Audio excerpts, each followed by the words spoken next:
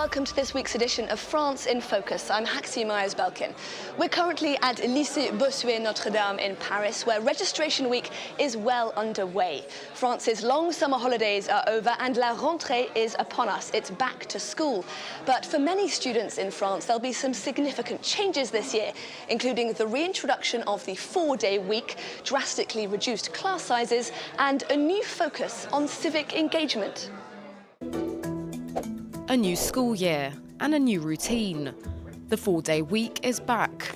It's the third change to the national timetable in 10 years and means no more extracurricular activities, and classes finish earlier, between 4 and 4:30 p.m.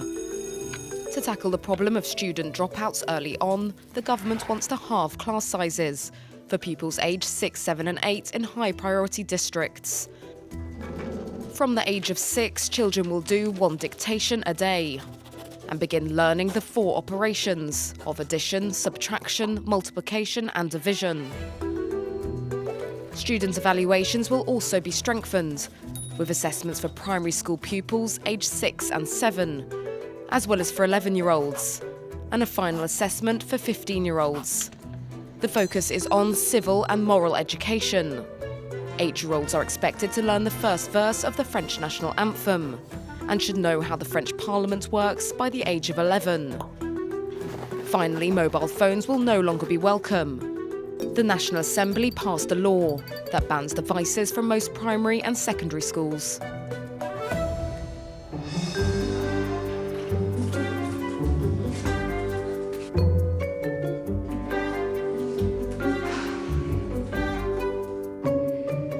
And across the country, 15-year-olds embarking on their baccalaureate qualifications will be the first to take the so-called new bac in June 2021. Changes include students having to widen their specialisms. Their written and oral fluency in French will also be more closely monitored.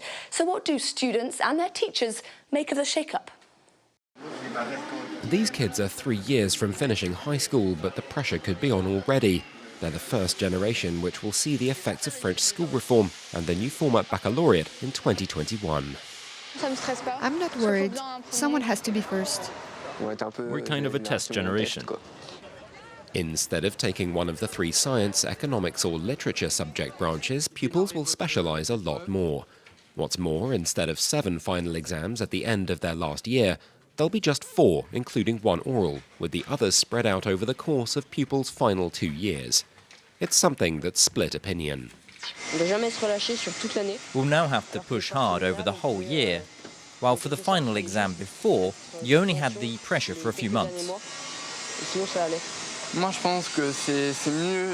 I think it's better to spread the main exams out over time, since it'll reward the work we've done over the whole year. Those exams will be set up in each school for pupils in the year before their finals in January and April, with another in December for the graduating class. For the French government, the idea is to simplify the baccalaureate and lighten the load over time. Teacher unions, though, disagree. We think it's the exact opposite, since you're multiplying the periods of evaluation in schools with everything that goes in terms of preparation. So that's less time for actual teaching. It makes the baccalaureate less standardized. Most testing will go on in schools, and it will be identified as such. Elsewhere, some teachers think the new format will lead to an uneven playing field, with qualifications from schools with a better reputation being seen as more valuable than from elsewhere.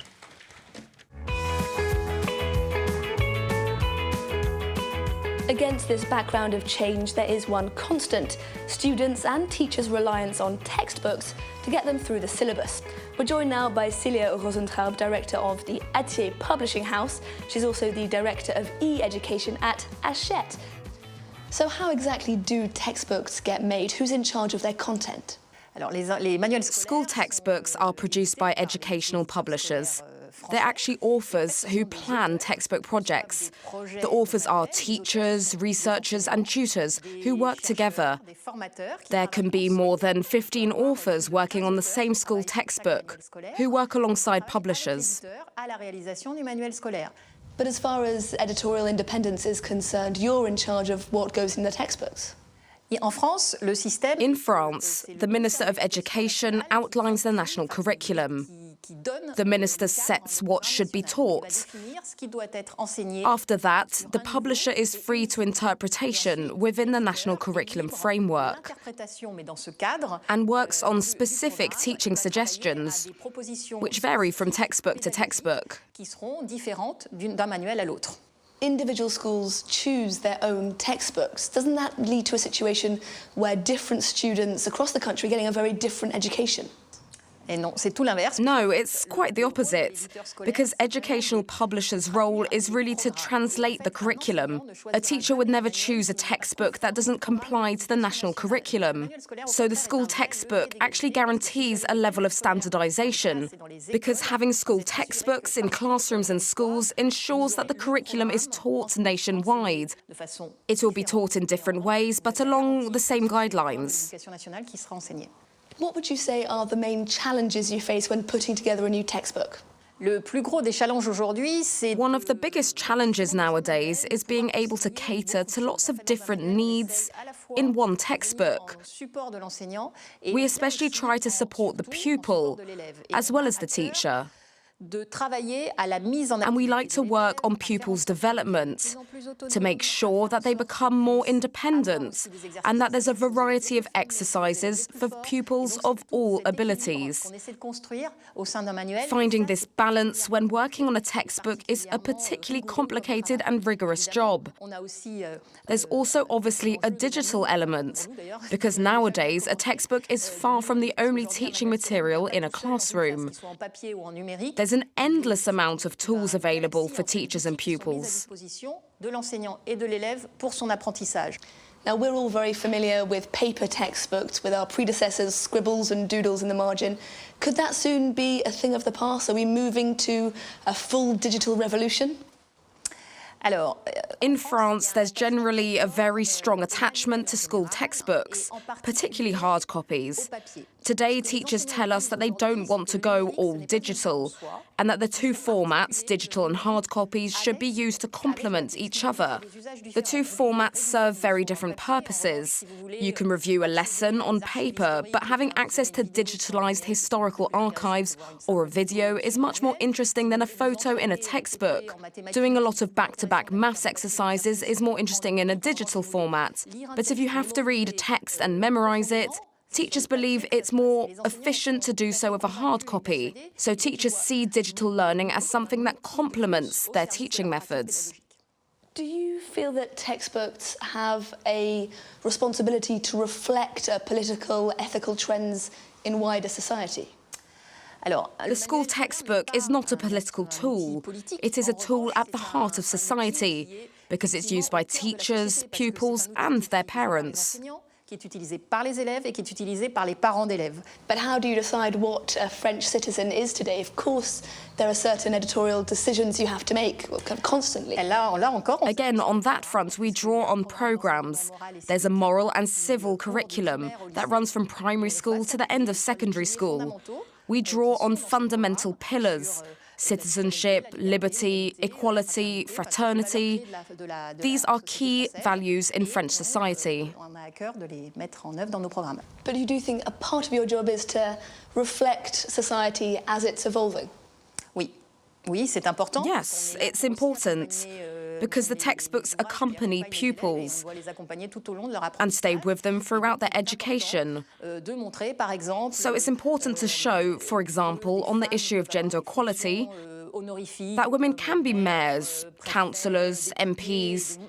It's an important thing to show. That also goes for disabled people. We have to show in our textbooks that they play a role in society. We have to illustrate this. Gender equality, people with disabilities. We have to touch upon all these issues in our textbooks. But doesn't that desire to reflect wider society as it is now open you up potentially to accusations of revisionism? I'm talking specifically about history textbooks.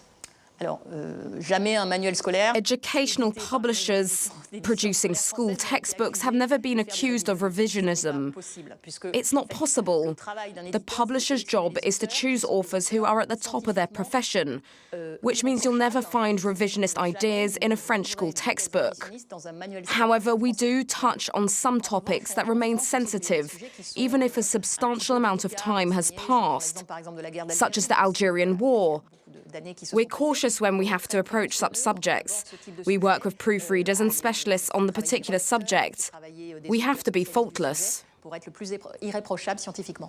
Would you say that your job as editors of textbooks for schools is a more challenging job than, say, being an editor of any other sort of non-fiction? As I said, the school textbook often touches upon issues that are simply issues in French society. School textbooks are a part of family life and the lives of pupils, and are followed by teachers, by civilians, and by journalists. So I think, yes, it's very complicated. Celia Rosentraub, thank you very much. Thank you. That brings us to the end of this week's edition of France in Focus. Thank you very much for watching. You can catch this show and many others on our website, france24.com.